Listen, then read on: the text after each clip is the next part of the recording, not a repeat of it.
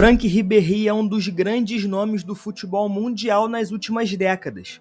Um jogador que combinava habilidade, velocidade e uma impressionante capacidade de decidir jogos. Porém, antes de brilhar nos gramados europeus e se tornar um ídolo do Bayern de Munique, Ribéry enfrentou uma infância difícil e obstáculos que poderiam ter colocado um fim precoce na sua trajetória. Quando ele tinha apenas 2 anos, sofreu um grave acidente de carro. O veículo em que estava com sua família colidiu com um caminhão e o impacto foi devastador. Franck foi arremessado pelo para-brisa, sofrendo cortes profundos no rosto. O acidente, inclusive, deixou cicatrizes permanentes que se tornariam uma marca registrada da sua aparência. Em qualquer outro contexto, essas cicatrizes poderiam ter sido um fardo pesado, um motivo de vergonha ou até mesmo insegurança. Mas para Ribéry, elas se tornaram uma fonte de força, e desde criança ele lidou com provocações e bullying devido às marcas no rosto, mas nunca permitiu que isso o abalasse. Pelo contrário, ele usou a adversidade como combustível para seguir em frente. E foi nesse cenário que Ribéry encontrou no futebol uma forma de se expressar. Aos 6 anos, ele começou a jogar no pequeno Conte Bologne, um clube modesto da sua cidade natal. O seu talento com a bola nos pés já chamava a atenção e ele rapidamente se destacou entre os garotos da sua idade. Dessa forma, não demorou muito para que o talento de Ribéry o levasse a um dos maiores clubes da França, o Lille, equipe tradicional que sempre teve uma forte base de jogadores jovens. Aos 12 anos, ele ingressou na academia do clube, onde teve a chance de aprimorar a sua técnica e competir em um nível mais alto.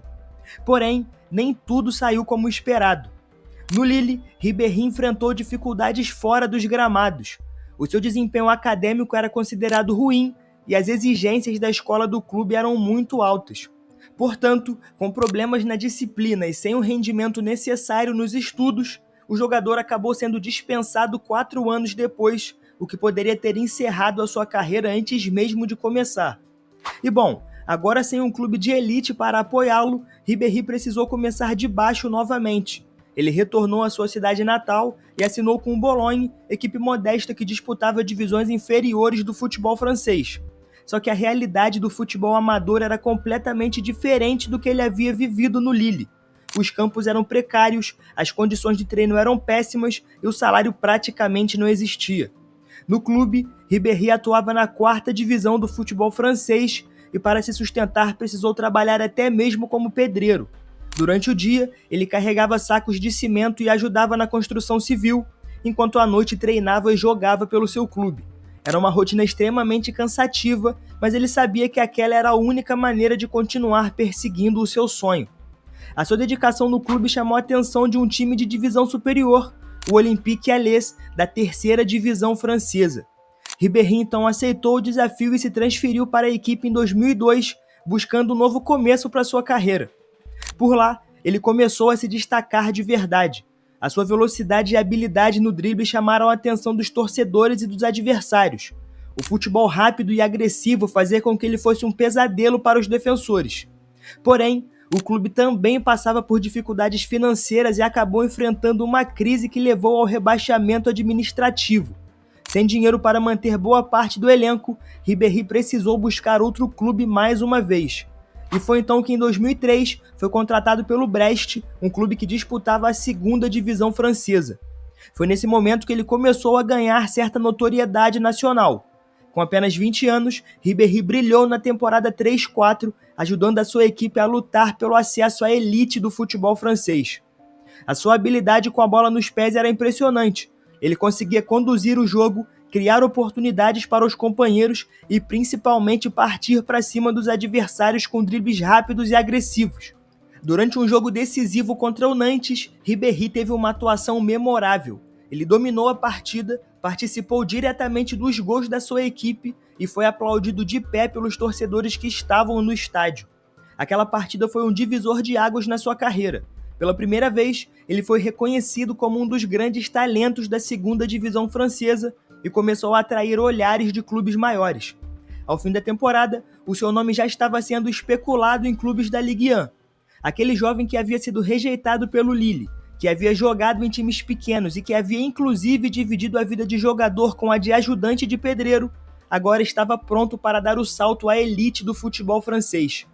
Em 2004, Ribéry finalmente chegou à Ligue 1, a tão sonhada primeira divisão. Ele foi contratado pelo Metz, um clube de tradição no futebol francês, mas que não vivia os seus melhores dias. Mesmo assim, a chegada de Ribéry mudou o ambiente da equipe. Logo em seus primeiros jogos, ficou claro que ele era um jogador diferente. O francês começou a temporada em grande estilo e foi eleito o jogador do mês em agosto de 2004. Era um feito impressionante para um jogador que havia acabado de chegar à elite do futebol francês.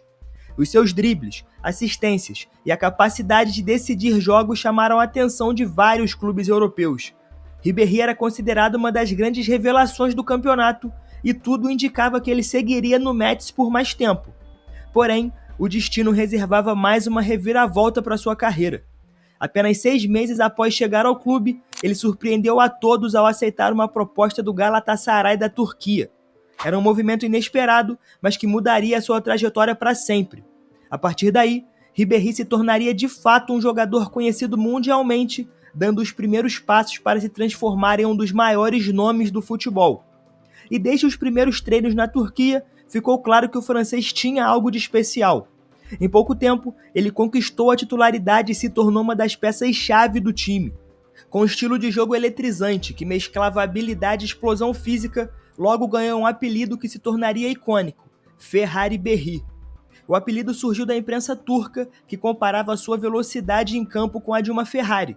Os torcedores do Galatasaray adotaram o nome imediatamente e passaram a gritar por ele nas arquibancadas.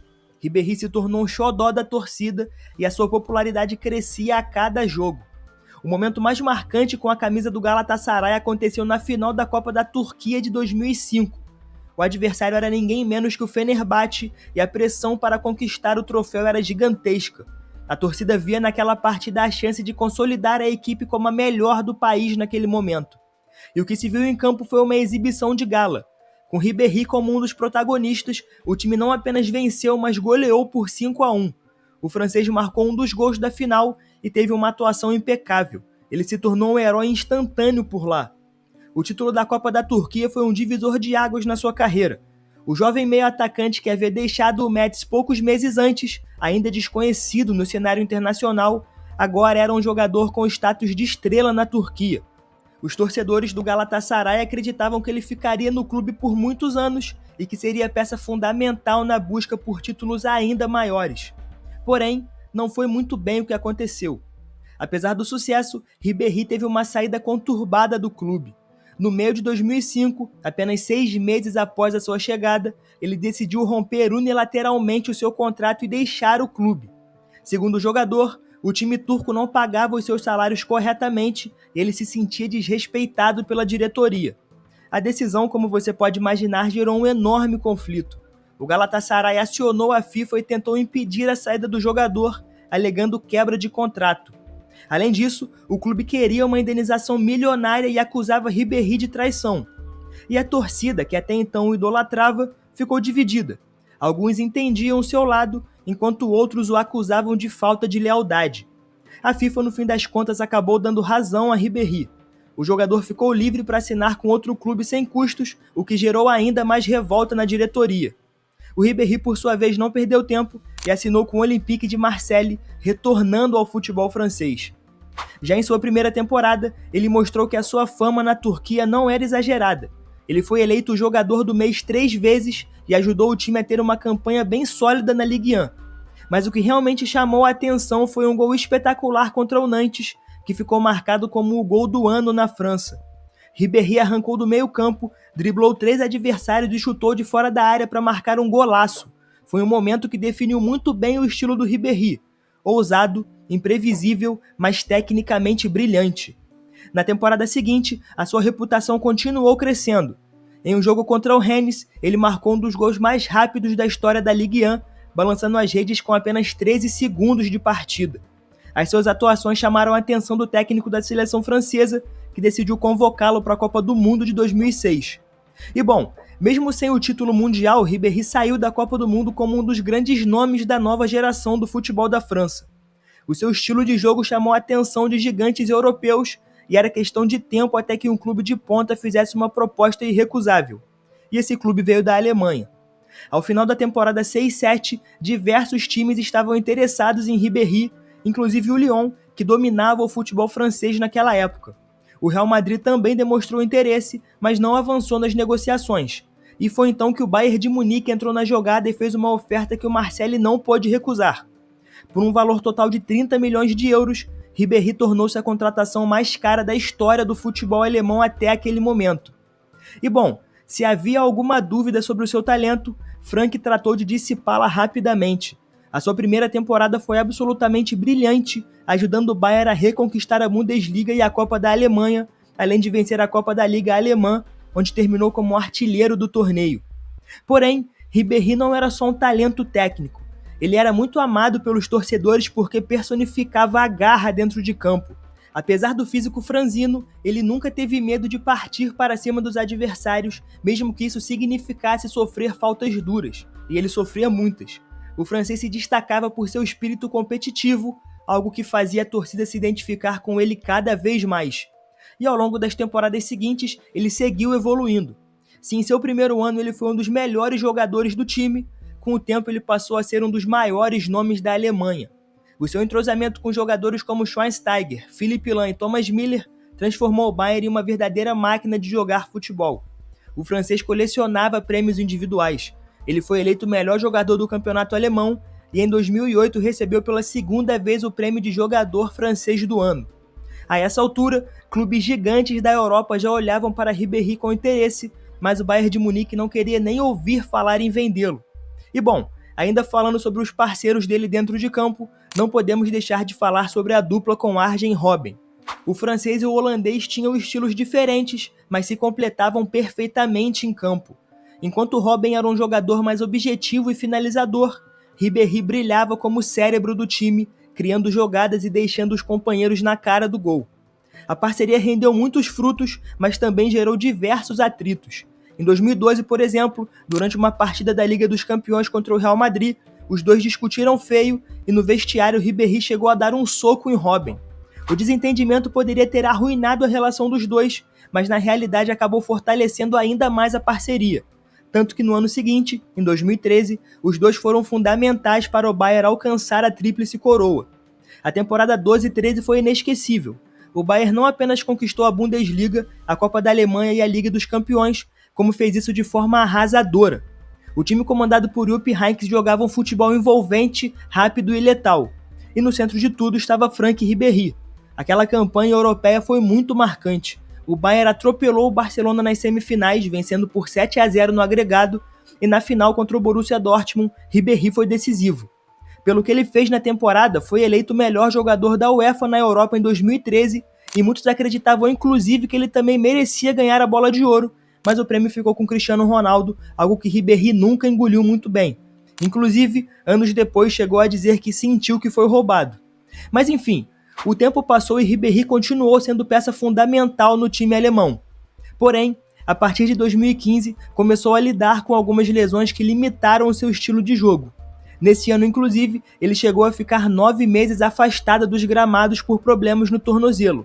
E isso continuou até 2019, quando ele deixou o clube. Depois de 12 anos, mais de 400 partidas, 124 gols e 182 assistências, Ribéry anunciou que deixaria o Bayern ao fim da temporada 2018-19. A sua despedida foi muito emocionante. Na última rodada da Bundesliga, contra o Eintracht Frankfurt, ele marcou um golaço e comemorou com lágrimas nos olhos. E os torcedores sabiam que era o fim de uma era. E assim, após mais de uma década brilhando nos gramados alemães, Ribéry se preparava para o próximo capítulo da sua carreira. Porém, a sua jornada no futebol ainda não havia terminado. No dia 21 de agosto de 2019, Ribéry foi anunciado como reforço da Fiorentina. Logo na sua chegada, ele foi recebido como uma verdadeira estrela. E mesmo sem estar em seu auge físico, mostrou que ainda tinha qualidade. A sua experiência, habilidade e inteligência dentro de campo fizeram dele um dos líderes daquela equipe. O momento mais marcante da sua passagem pelo clube aconteceu quando teve uma atuação espetacular na vitória sobre o Milan, em pleno San Siro por 3-1. O francês marcou um belo gol e saiu de campo sob aplausos da torcida. Porém, apesar das boas atuações, o tempo começou a pesar. O francês sofreu com lesões que o impediram de manter uma sequência de jogos e durante as suas 2 temporadas por lá, disputou 51 partidas, marcou 5 gols e deu 10 assistências. Dessa maneira, ao fim da temporada 2021, ele não teve o seu contrato renovado e se despediu da Fiorentina. Porém, mais uma vez ele decidiu seguir jogando. No dia 6 de setembro de 2021, ele assinou com a Salernitana, equipe recém-promovida à Série A. E mesmo em um time modesto, ele aceitou o desafio de ajudar o clube a lutar contra o rebaixamento. Aos poucos, Ribéry foi se adaptando ao novo ambiente e assumindo um papel de liderança dentro da equipe. Porém, novamente as lesões o impediram de ter uma grande sequência. Apesar disso, a sua presença foi fundamental para a Salernitana, que conseguiu se salvar do rebaixamento na última rodada da Série A. No entanto, infelizmente aquele também foi o último grande momento da carreira do francês. Foi então que no dia 21 de outubro de 2022, após mais de 20 anos nos gramados, Ribéry anunciou a sua aposentadoria do futebol. Aos 39 anos, ele não conseguiu mais suportar as dores e as lesões e decidiu encerrar a sua trajetória dentro de campo. O francês foi uma lenda. Apesar de nunca ter conquistado a bola de ouro, o que eu acho que aconteceu de forma justa, Ribéry sempre foi reconhecido como um dos melhores jogadores da sua geração. E o seu nome estará sempre gravado na história do esporte como um exemplo de perseverança, talento e especialmente superação. O que você acha? Deixa aí nos comentários. Esse foi o Analisando o Jogo, seu espaço de análises e história sobre o esporte. Até a próxima.